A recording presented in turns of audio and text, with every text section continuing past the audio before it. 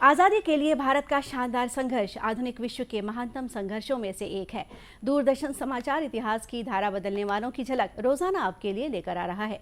आज हम बात करेंगे स्वतंत्रता संग्राम सेनानी और लोकसभा के पहले अध्यक्ष गणेश मावलंकर के बारे में।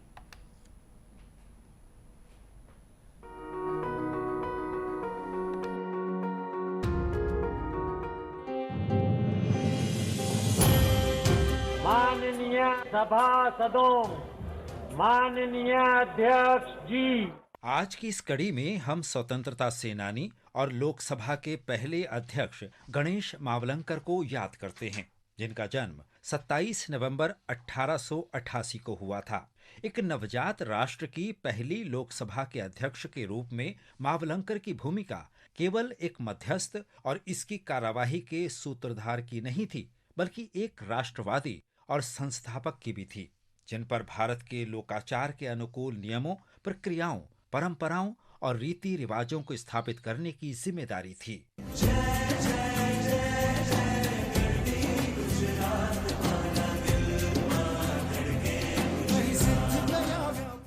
गुजरात के बड़ौदा में जन्मे मावलंकर पेशे से वकील थे। सामाजिक कार्यों में भी उनकी गहरी रुचि थी, जिसके कारण वे सरदार वल्लभ भाई पटेल और महात्मा गांधी जैसे प्रतिष्ठित राष्ट्रीय नेताओं के संपर्क में आए।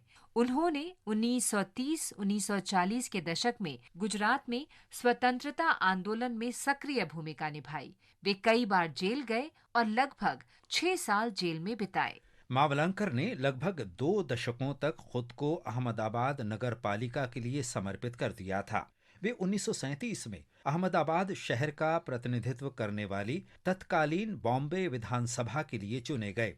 उन्हें 1946 में केंद्रीय विधानसभा का अध्यक्ष चुना गया था। मावलंकर 17 नवंबर 1947 को संविधान सभा के अध्यक्ष के पद के लिए चुने गए और 26 नवंबर 1949 को स्वतंत्र भारत के संविधान को अंगीकार करने के साथ मावलंकर अंतरिम संसद के अध्यक्ष बने और 1952 में पहली लोकसभा के गठन तक अध्यक्ष पद पर बने रहे।